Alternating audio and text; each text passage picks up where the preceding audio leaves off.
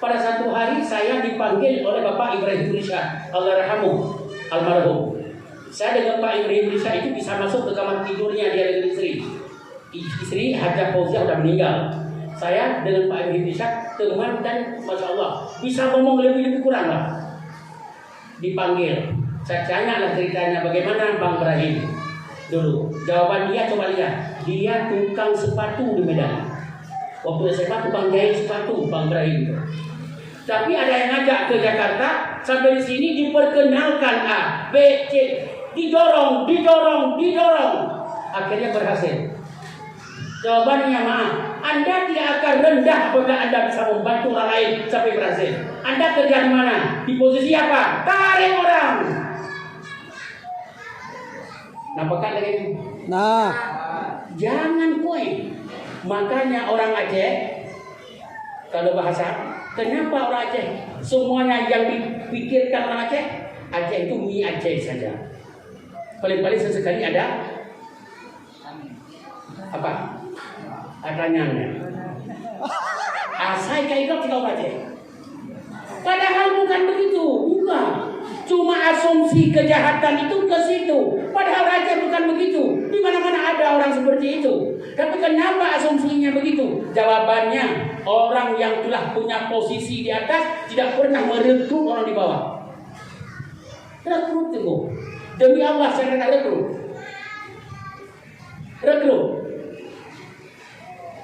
Saya pulang ke Aceh, saya katakan kepada teman-teman anak-anak murid saya katakan, Anda sudah berhasil rekrut orang lain.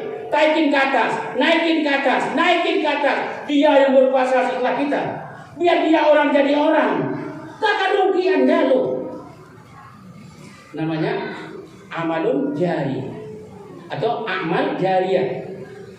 Makanya Bapak dan Ibu sekalian, orang Aceh salah satunya adalah tidak bekerja. Bukan tidak bekerja, tidak diberi kesempatan. Cuma satu cacatnya orang Aceh di situ, kita kasih kesempatan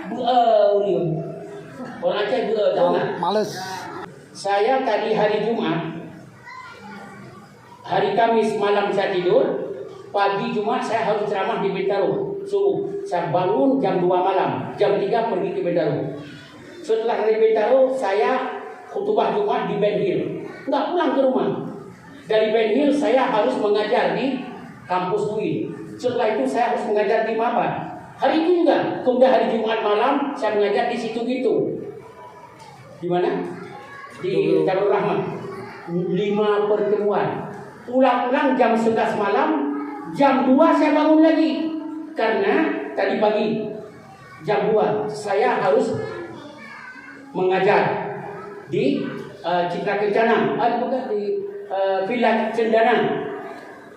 Kemudian setelah itu saya harus ke Cilandak di Citos. Di belakangnya itu ada rumah tentara. Situ saya mengajar. Setelah itu saya pulang. Saya harus pergi ke kampus. Dari kampus saya pulang ke rumah, dijemput oleh Pak Nazar ke sini. Ini dari sini besok pagi saya jam 2 harus bangun lagi karena dari Pondok Raji. Kalau mau sukses banting tulang, jangan malas. Yang kada gini juga apa? Kenapa salah satu orang Aceh tidak maju-maju? Pertama yang kedua satu yang kedua yang ketiga peseben. Udah peseben. Yang ke bahasa Aceh beri peseben. Yang berakai. Malas dina. Tekok lebot. Peseben. Berakai. Yang dua. Peseben. Juhud. Bu, demi Allah saya bilang, Ibu kalau mau calon menantu jangan lihat orang ganteng. Lihatlah yang tidak tidak tersebut. Walaupun hidungnya agak ke dalam enggak apa-apa. Hidung ke dalam dikit enggak apa-apa. Kenapa? Anak kita mau makan, Bu. Dia tidak malas bekerja bagi itulah. Orang Aceh memang sumber kekayaan. Demi Allah, saya kemana-mana saya ngomong orang Aceh sumber kekayaan.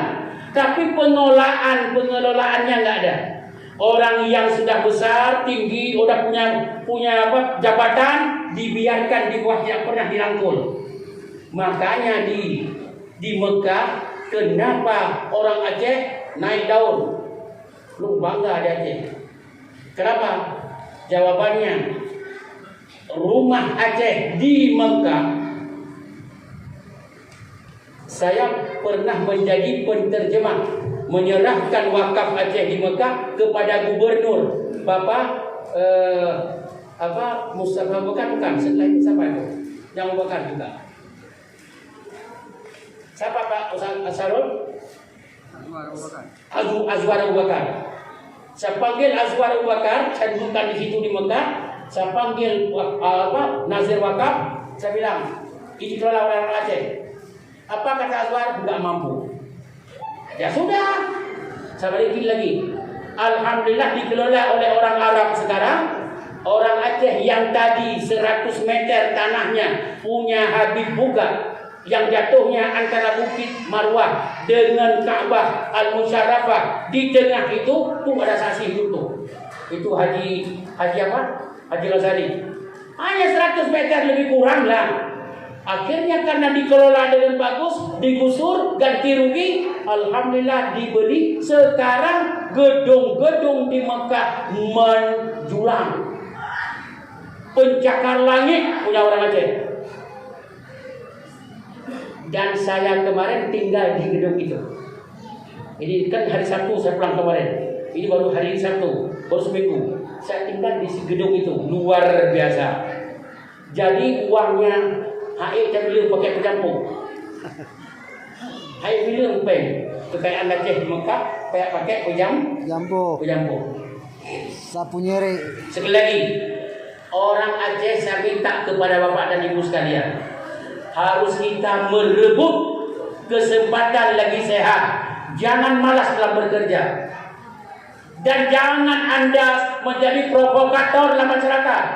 Anda jadilah orang yang terhormat, bergaul, ngayomi, berteman, membantu. Jadikan kalau Anda meninggal dunia, ada 5-10 orang yang telah Anda bantu dan jasamu tidak dilupakan.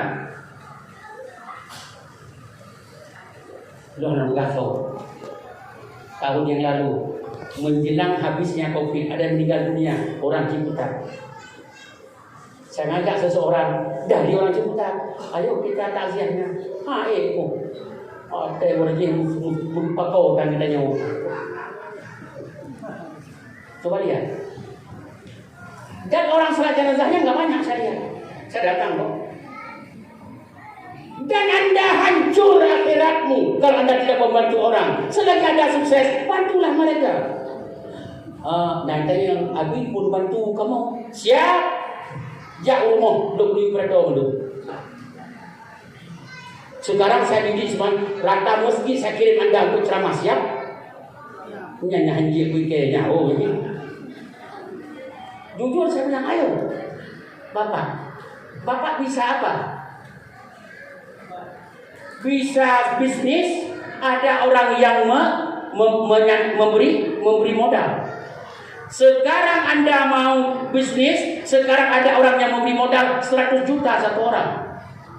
Tapi modal itu setelah Anda kelola, hanya Anda juga kagak ada hurung. Yang receh anjir kemudian. Bukan Anda tidak dibantu. Kita calon-calon orang berhasil, calon-calon orang sukses, cuma satu masalah, kita ini kurang jujur dalam bergerak.